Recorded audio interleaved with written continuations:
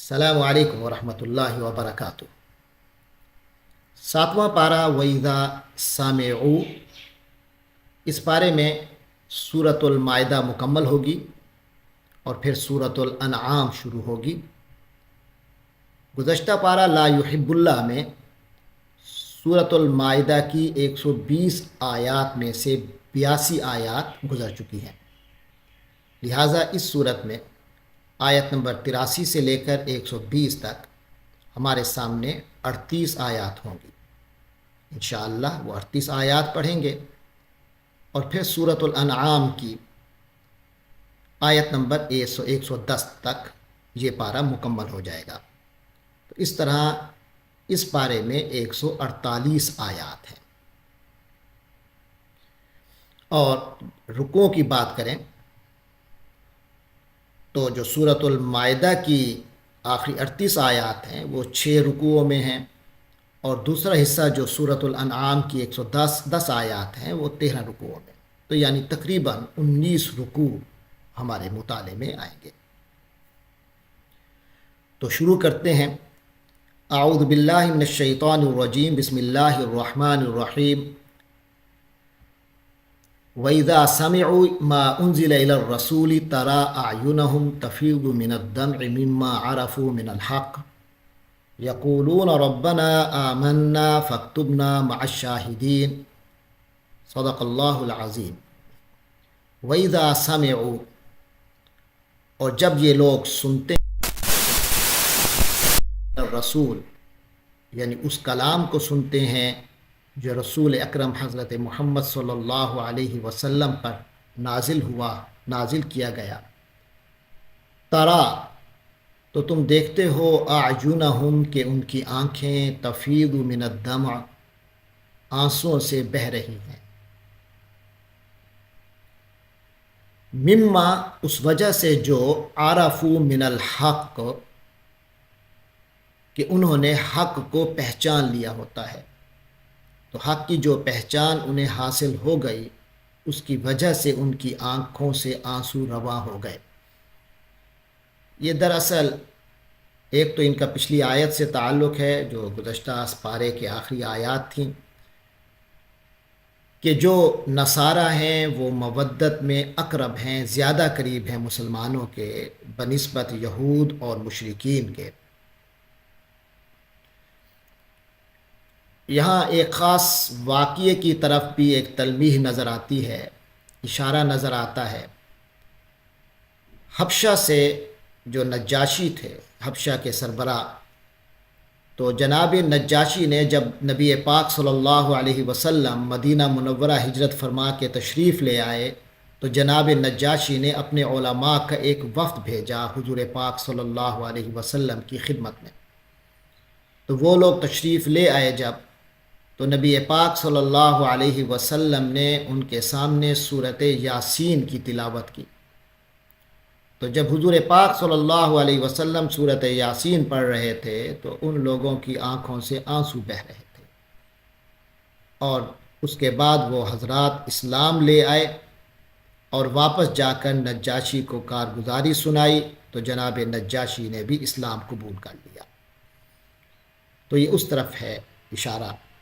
فرمایا وَإِذَا سَمِعُوا مَا أُنزِلَ إِلَى الرَّسُولِ، اور جب یہ لوگ وہ کلام سنتے ہیں جو رسول اکرم صلی اللہ علیہ وسلم پر نازل ہوا،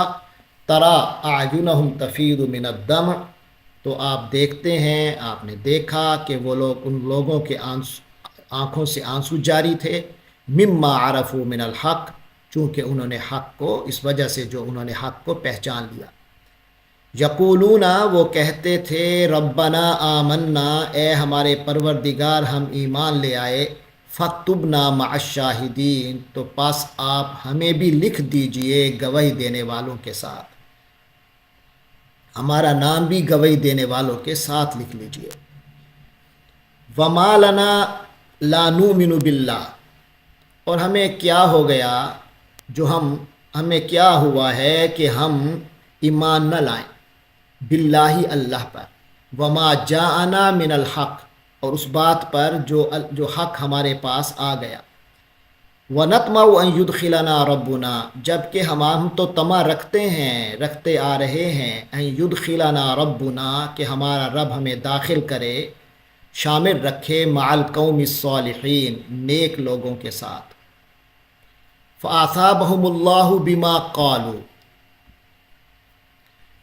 تو چنانچہ ان کے قول کی وجہ سے، ان کے اس قول کے بدلے اللہ تبارک و تعالی ان کو ثواب دے گا، ان کو بدلہ دے گا، بما قالوا، جو انہوں نے کہا اس کی وجہ سے، اصابہم اللہ، اللہ ان کو بدلہ دے گا، جنات تجری، ان جنتوں کی صورت میں کہ تجری من تحتها الانہار، جن کے دامن میں نہریں ندیاں بہتی ہوں گی، خالدین فیہا، جن میں وہ ہمیشہ رہیں گے،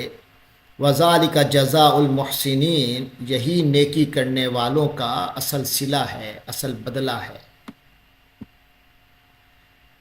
والذین کفروا وکذبوا، اور جن لوگوں نے کفر اختیار کیا، وکذبوا بآیاتنا، اور ہماری آیتوں کو جھٹلایا، اولئک اصحاب الجحیم، وہ لوگ دوزخ والے ہیں، جہنم والے ہیں۔ یا ایہا الذین آمنو، اے ایمان والو، لا تحرموا طیباتی، ان پاک چیزوں کو حرام مت کرو، ما احل اللہ لکم، جن پاک چیزوں کو اللہ نے حلال کیا ہے ان کو حرام مت کرو، ولا تعتدوا، اور حد سے تجاوز نہ کرو، یعنی تم لوگوں کی کو یہ حاصل نہیں حق کہ تم کسی حلال کو حرام قرار دو، حرام کو حلال قرار دو۔ یہ اللہ کا حق ہے کہ وہ کس چیز کو حرام قرار دیتا ہے، کس چیز کو حلال قرار دیتا ہے۔ لہٰذا اگر حلال کو حرام کرو گے یا حرام کو حلال قرار دو گے تو یہ دوسرے لفظوں میں اللہ کے حدود میں داخل ہونے والی بات ہے۔ تو لہٰذا فرمایا تمہارے لیے جو پاکیزہ حلال چیزیں ہیں ان کو حرام مت قرار دو اور حد سے تجاوز مت کرو، ان اللہ لا يحب المعتدین، اور یقین جانو کہ اللہ تبارک و تعالی حد سے تجاوز کرنے والوں کو پسند نہیں کرتا۔ وَكُلُوا مِمَّا رَزَقَكُمُ اللَّهُ حَلَالًا طَيِّبًا، لہٰذا کھاتے رہو، کھاؤ، مما رزقکم اللہ، اس میں سے جو اللہ نے تمہیں رزق دیا ہے، حلالاً طیباً، حلال و پاک، حلال پاکیزہ، واتقوا اللہ، اور اللہ کا تقوی اختیار کرو، اللہ کا ڈر رکھو، الذی انتم بہ مؤمنون، جس پر تم ایمان رکھتے ہو۔ لا یؤاخذکم اللہ باللغو فی ایمانکم، اللہ تبارک و تعالی لا یؤاخذکم، تمہارا مواخذہ نہیں کرتا، نہیں کرے گا، باللغو فی ایمانکم، لغو تمہاری لغو قسموں پر، یعنی تم جو لغو قسم کی قسمیں کبھی بول دیتے ہو، کر دیتے ہو، اٹھاتے ہو، ان پر اللہ تمہارا مواخذہ نہیں کرے گا۔ تو لغو قسموں سے کیا مراد ہے یہ سمجھ لیتے ہیں۔ کچھ قسمیں ایسی ہوتی ہیں جو قسم کھانے کے ارادے کے بغیر ہی محض انسان کی ایک عادت سی بنی ہوتی ہے، بس محاورتاً اور تکیہ کلام کے طور پر کھا لی جاتی ہیں، یہ بھی لغو قسمیں ہیں۔ دوسری وہ قسم کی لغو قسمیں ہوتی ہیں جو بندہ کسی ماضی کے واقعے پر یہ سمجھ کر قسم کھا لیتا ہے کہ اس کا یہ اندازہ ہوتا ہے کہ یہ بات سچی ہے، یعنی سچ سمجھ کر وہ قسم کھا لیتا ہے، مگر بعد میں معلوم ہوتا ہے کہ بات وہ جو سچی سمجھی تھی وہ سچ تھی نہیں۔ تو یہ جو اس قسم کی قسمیں ہیں ان پر کوئی گناہ نہیں ہوتا اور نہ ہی کوئی کفارہ واجب آتا ہے۔ البتہ لغو کام ویسے مومن کے شایان شان نہیں ہے، چہ جائے کہ قسم کھانا، تو یہ تو ایک علیحدہ برائی ضرور ہے، لیکن اب یہ نہیں ہے کہ اس پر کوئی کفارہ واجب آئے۔ تو ویسے مومن کو اس سے احتیاط برتنی چاہیے، اپنے الفاظ میں کہیں قسموں کا ایسے نازیبا اور زیادہ استعمال، موسٹ فریکوینٹ استعمال نہیں کرنا چاہیے۔ فرمایا بہرحال اللہ اس پر مواخذہ تمہارا نہیں کرے گا، جو قابل مواخذہ ہے وہ کیا ہے؟ فرمایا وَلَٰكِن يُؤَاخِذُكُم، بلکہ اللہ تعالیٰ تمہارا مواخذہ کرے گا بما عقدتم الایمان، ان قسموں پر جو تم نے پختگی کے ساتھ کھائی ہیں، یعنی باقاعدہ جو یہ ہوتا ہے کہ آئندہ زمانے میں کوئی کام کرنے کا یا نہ کرنے کا جو انسان عہد کرتا ہے، ایسی قسم کو توڑنا بہت بڑا گناہ بھی ہے، اور کوئی شخص اگر ایسی قسم توڑ دے تو اس کا کفارہ بھی واجب ہے، جس کی تفصیل اب آئے گی۔ ایک اور قسم ہوتی ہے جو کہ ماضی کے کسی واقعے پر جان بوجھ کر جھوٹ بولا جائے، صرف اپنے سننے والے کو یہ یقین دلانے کے لیے قسم کھائی جائے۔ ایسی قسم بھی سخت گناہ ہے، مگر دنیا میں اس کا کوئی کفارہ کی شکل نہیں ہے سوائے اس کے کہ انسان توبہ کرے اور استغفار کرے۔ اب وہ قسم جو آئندہ کے لیے انسان کھاتا ہے کہ میں ایسا کروں گا یا نہیں کروں گا کی، اس کے بارے میں فرمایا فَكَفَّارَتُهُ إِطْعَامُ عَشَرَةِ مَسَاكِينَ، اگر وہ توڑ بیٹھتا ہے تو اس کا کفارہ یہ ہے کہ وہ 10 مسکینوں کو کھانا کھلائے، من اوسط ما تطعمون اہلیکم، وہ درمیانے درجے کا، اوسط درجے کا کھانا کھلائے۔ فرمایا ما تطعمون، جو تم لوگ کھلاتے ہو، اہلیکم، اپنے گھر والوں کو، وقت او کسوتہم، یا ان کو کپڑے دے دو، او تحریر رقبہ، یا ایک غلام آزاد کر دو۔ تو یہ 3 آپشنز ہیں۔ فمن لم یجد، تو جس کسی کے پاس نہ ہو یہ سہولیات، یہ چیزیں، اتنا پیسہ، فصیام 3 ایام، تو وہ 3 دن روزے رکھے۔ ذالک کفارۃ ایمانکم، فرمایا یہ تمہاری قسموں کا کفارہ ہے، اذا حلفتم، جب تم قسمیں اٹھا لو، یعنی قسم اٹھا لو اور اس کو توڑ بیٹھو تو پھر یہ کفارہ ہے۔ واحفظوا ایمانکم، اور اپنی قسموں کی حفاظت کیا کرو، یعنی خواہ مخواہ میں ایسی قسمیں نہ اٹھایا کرو جو پوری نہ ہو سکیں، لہٰذا اپنی قسموں کی حفاظت، اگر اٹھا لو تو پھر اس کو پورا کرو۔ ہاں البتہ یہاں ایک بات اور بھی سمجھنے کی ہے کہ ذہن میں رکھیں کہ کیونکہ قسم کھا لینا کوئی عام سی بات نہیں ہوتی کہ بندہ ایسے قسمیں کھاتا رہے، لیکن اگر کوئی قسم کھا لی ہو تو حتی الامکان کوشش کرنی چاہیے کہ اسے ہر حال میں پورا کرے، جیسے فرمایا واحفظوا ایمانکم۔ اور اگر کوئی شخص ایسی قسم کھا لے جو ناجائز کام تھا اور ناجائز کام کی قسم اٹھا لے، تو ایسی صورت میں حکم یہ ہے کہ اس قسم کو ہر حال میں توڑے اور اس کا کفارہ ادا کرے۔ آگے فرمایا کذالک یبین اللہ لکم آیاتی، تو یہ جو کفارے کا حکم تمہیں بتایا گیا ہے، قسموں کے حوالے سے جو مسئلہ بتایا گیا ہے، فرمایا کذالک یبین اللہ لکم آیاتہ، اسی طرح اللہ اپنی آیتیں واضح فرماتا ہے تم لوگوں کے لیے، لعلکم تشکرون، تاکہ تم شکر کرتے رہو، اللہ کے شکر گزار بندے بن کے رہو۔ یا ایھا الذین آمنوا انما الخمر والمیسر والانصاب والازلام رجس من عمل الشیطان۔ ہاں جی، یا ایھا الذین آمنوا، اے ایمان والو، اے اہل ایمان، انما الخمر، یقیناً شراب، والمیسر، جوا، والانصاب، اور بتوں کے اتھان، والازلام، اور جوے کے تیر، رجسن، یہ سب ناپاک ہیں، من عمل الشیطان، یہ شیطانی کام ہیں، فاجتنبوہ، لہٰذا تم لوگ اس سے بچے رہو، ہر شیطانی کام سے بچے رہو، لعلکم تفلحون، تاکہ تم فلاح پاؤ۔ انما یرید الشیطان، بے شک شیطان تو چاہتا ہے، شیطان تو یہی چاہتا ہے، ان یوقع، کہ وہ ڈال دے، بینکم العداوہ، تمہارے درمیان دشمنی، والبغضاء، اور بغض، تمہارے درمیان دشمنی اور کینے کے بیج بونا چاہتا ہے شیطان، فی الخمری، شراب، والمیسری، اور جوے کے ذریعے سے۔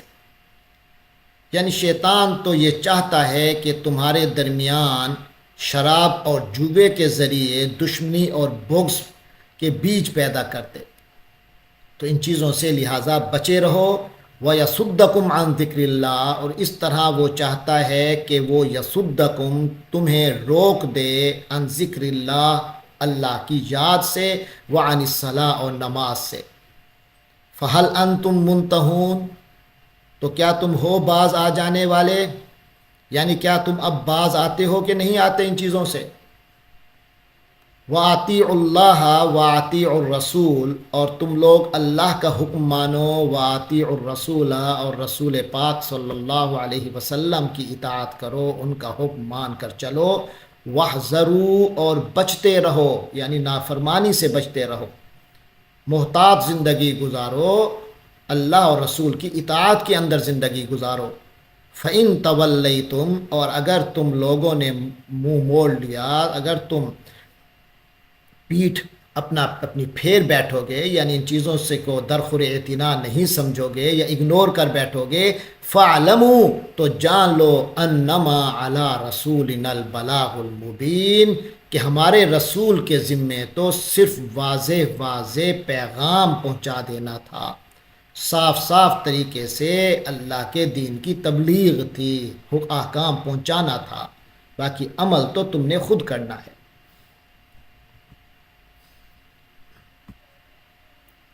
فرمایا لیس علی الذین آمنوا وعملوا الصالحات جناح، جو لوگ ایمان لے آئے، الذین آمنوا وعملوا الصالحات، اور نیکی پر کاربند ہیں، لیس علی الذین آمنوا وعملوا الصالحات جناح، تو ایسے لوگ جو ایمان لے آئے اور انہوں نے نیک عمل کیے، نیکی پر کاربند ہیں، ان پر کوئی گناہ نہیں، فیما، اس معاملے میں جو طعموا، انہوں نے چکھا، کھایا پیا، اذا متقوا، بشرطے کہ وہ انہوں نے تقوی اختیار کیا، وآمنوا، اور ایمان کی حالت قائم رکھی، وعاملوا الصالحات، اور نیک عمل کرتے رہیں، ثم اتقوا، پھر وہ تقوی پہ ہی قائم رہیں، وآمنوا، اور ایمان کی حالت قائم رکھیں، ثم اتقوا، پھر وہ تقوی کی حالت میں رہیں، واحسنوا، اور درجہ احسان پر فائز ہو جائیں۔ واللہ یحب المحسنین، اور اللہ تبارک و تعالیٰ تو محسنوں سے محبت کرتا ہے۔ تو بار بار تقوی اور ایمان کا ذکر آیا، تو یعنی یہ حالت مومن کی اپنی رہنی چاہیے، تو باقی جو حلال کھانے رکھے ہیں کھاتا رہے، پیتا رہے، تو اس میں کوئی حرج نہیں کسی جو جائز کھانوں میں، جائز پینے میں۔ یا ایھا الذین آمنوا لیبلونکم اللہ بشیء من الصید،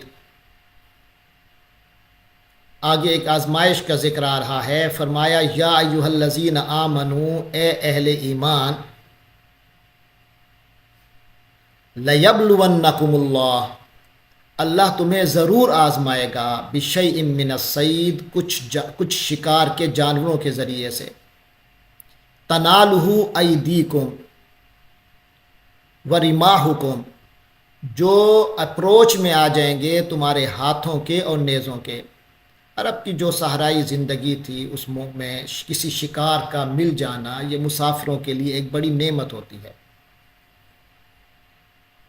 جبکہ جو شخص احرام باندھے ہوئے ہو حج کا، اس کے لیے شکار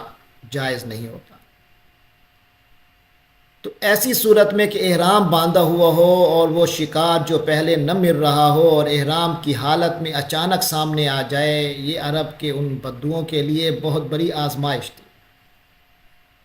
ایک چیز جس کے پیچھے تھے وہ آج مل رہی ہے، لیکن ایسی حالت میں مل رہی ہے کہ اب اس کا شکار کرنا جائز نہیں ہے، یہ ایک بڑی آزمائش کی بات ہے۔ اور وہ پھر ہو بھی بالکل اپروچ میں، آرام سے ہاتھوں یا تیر یا نیزے کی زد میں آ سکتا ہو، تو بلکہ تیر بھی نہیں، نیزے کی زد میں، یعنی قریب ہے۔ تو تو یہ آزمائش ہے۔ تو اللہ تعالیٰ فرما رہے ہیں اے ایمان والو لیبلونکم اللہ، لازماً اللہ تمہیں آزمائے گا، بشیء من الصید، ایسے شکار کے کچھ جانور کے ذریعے سے کہ تنالہ ایدیکم ورماحکم، کہ تمہارے ہاتھ اور نیزے ان تک پہنچتے ہوں گے۔ تو یہ اللہ آزمائش کرے گا، لیعلم اللہ من یخافہ بالغیب، تاکہ اللہ پرکھے، جان لے، من یخافہ بالغیب، کون ہے جو غیب میں ہوتے ہوئے اللہ کا ڈر رکھتا ہے، جو کون ہے جو اللہ اس کے بظاہر اسے نظر اللہ نہیں آ رہا ہوتا مگر پھر بھی اللہ سے ڈرتا ہے۔ فمن اعتدی بعد ذالک،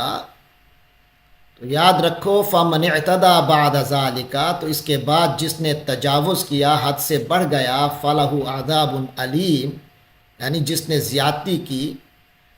فلہ عذاب علیم، تو اس کے لیے دردناک عذاب ہے۔ یا ایھا الذین آمنو، اے ایمان والو، لا تقتلوا الصید، شکار کو قتل مت کرو، وانتم حرم، جب کہ تم احرام کی حالت میں ہو۔ جی اب پچھلی آیت کی وضاحت ہو گئی۔ تو اے ایمان والو، جب تم احرام کی حالت میں ہو تو کسی قسم کا شکار مت کرو، ومن قتلہ منکم متعمدا، تو جو کوئی تم میں سے اس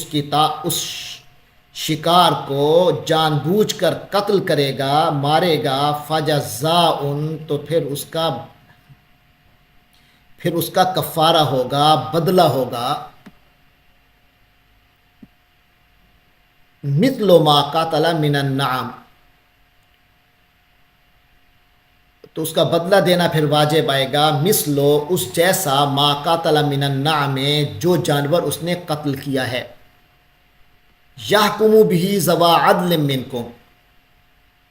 اس جیسا برابر کون سا جانور ہے، کیا ہے جو عام میسر ہو، فرمایا اس کا فیصلہ، یحکم بھی، اس کا فیصلہ کریں گے، ذوی عدل منکم، تم میں دو انصاف والے، دو دیانتدار تجربہ کار آدمی جو ہوں گے وہ اس کا فیصلہ کریں گے، جو ان چیزوں کو جانتے ہوں اور دین کو بھی جانتے ہوں۔ ہدیم بالغ الکعبہ،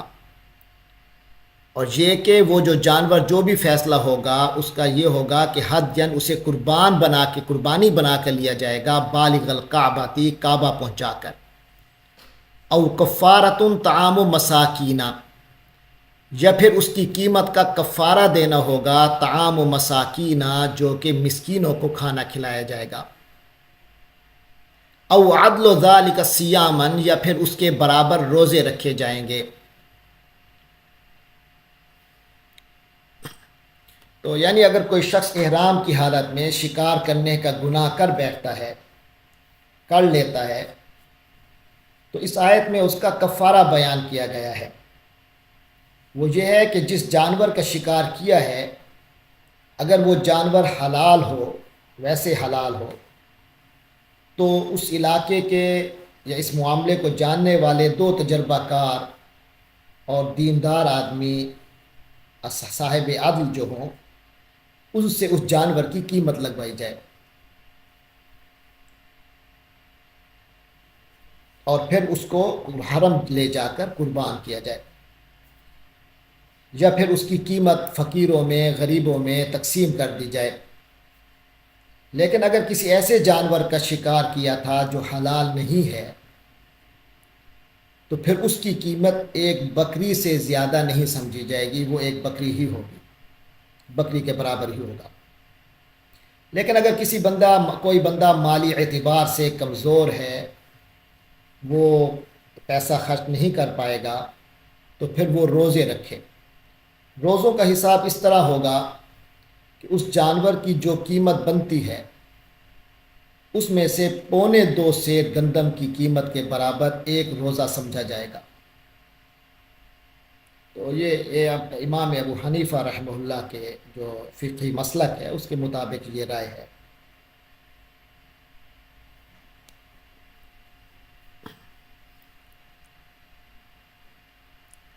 آگے فرمایا لیذوق وبال امرہ، اللہ تعالیٰ نے یہ اس طرح کا کفارہ اس چیزوں کا کیوں رکھا ہے؟ تاکہ وہ شخص اپنے کیے کا بدلہ چکھے۔ اف اللہ عما سلف، جہاں تک ایسا معاملہ ہے جو پہلے ہو چکا، فرمایا اف اللہ عما سلف، پہلے جو کچھ ہو چکا اللہ نے وہ معاف کر دیا۔ ومن عاد، اور جس نے دوبارہ ایسا جو کرے گا، فینتقم اللہ منہ، تو اللہ اس سے بدلہ لے گا۔ واللہ عزیز ذو انتقام، اور اللہ تو عزیز ہے یعنی زبردست ہے، ذو انتقام، انتقام والا ہے، اللہ انتقام بھی لینے والا ہے، اور اللہ کا اقتدار بھی سب پر حاوی ہے۔